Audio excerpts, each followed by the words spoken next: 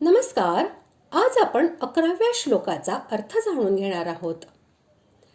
येथे अर्जुनाला अशी जिज्ञासा वाटू शकते की जर वरील प्रकारे मी तुमच्यासाठी कर्म सुद्धा करू शकलो नाही तर मी काय करावे.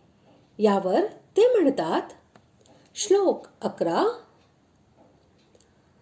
अथैतदप्यशक्तोऽसि कर्तुं मद्योगमाश्रितः सर्वकर्मफलत्यागं ततः कुरु यतात्मवान्. श्लोकाचा अर्थ, जर माझी प्राप्तिरूप योगाचा आश्रय करून वर सांगितलेले साधन करायलाही तू असमर्थ असशील तर मन, बुद्धी इत्यादींवर विजय मिळविणारा होऊन सर्व कर्मांच्या फळांचा त्याग कर. जर माझ्या प्राप्तिरूपी योगाचा आश्रित होऊन वरील साधन करण्यासही तू असमर्थ असशील, या वाक्याद्वारे भगवंतांनी असे दाखविले आहे की वास्तविक वरील प्रकारे भक्तियुक्त कर्मयोगाचे साधन करणे तुला कठीण नाही, सोपेच आहे. तथापि जर तू तेही कठीण मानत असशील तर मी तुला आता एक अन्य प्रकारचे साधन सांगतो. आत्मा हा शब्द मन, बुद्धी व इंद्रिये यांच्यासह शरीराचा वाचक आहे. म्हणून ज्याने मन, बुद्धी आणि इंद्रिये यांसह शरीरावर विजय प्राप्त केला असेल त्याला यतात्मवान असे म्हणतात.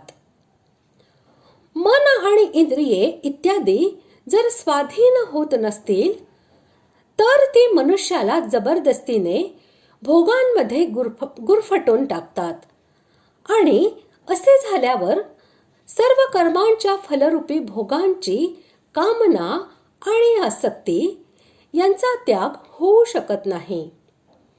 म्हणून सर्व कर्मफलत्याग याच्या साधनामध्ये आत्मसंयमाची परम आवश्यकता आहे असे समजून येथे अर्जुनाला यतात्मवान बनण्यासाठी सांगितले आहे. यज्ञ, दान, तप, सेवा आणि वर्णाश्रमाप्रमाणे उपजीविका तसेच शरीर निर्वाहासाठी केल्या जाणाऱ्या शास्त्रसंमत सर्व कर्मांचा वाचक येथे सर्व कर्म हा शब्द आहे. ती कर्मे यथायोग्यपणे करीत या लोकीच्या व परलोकीच्या भोगांच्या प्राप्तिरूप असे ज्यांचे जे फल आहे त्याबद्दल ममता, आसक्ती आणि कामना यांचा सर्वथा त्याग करून टाकणे म्हणजे सर्व कर्मांचा फलत्याग करणे होय. येथे लक्षात ठेवावे की खोटे, कपट, व्यभिचार, हिंसा आणि चोरी इत्यादी निषिद्ध कर्मे सर्व कर्मांमध्ये सामील होत नाहीत. भोगांबद्दल आसक्ती आणि त्यांची कामना असल्यामुळे अशी पापकर्मे होतात आणि त्यांच्या फलस्वरूप मनुष्याचे सर्व तऱ्हेने पतन होते. म्हणून त्यांचा स्वरूपतः पूर्णपणे त्याग करून टाकावा असे सांगितले आहे. जेव्हा अशा कर्मांचा पूर्णपणे निषेध आहे तेव्हा त्यांचा फलत्यागाचा प्रश्नच कसा येईल. अशा प्रकारे आज आपण 11व्या श्लोकाचा अर्थ जाणून घेतला. पुढील भागात आपण 12व्या श्लोकाचा अर्थ जाणून घेणार आहोत.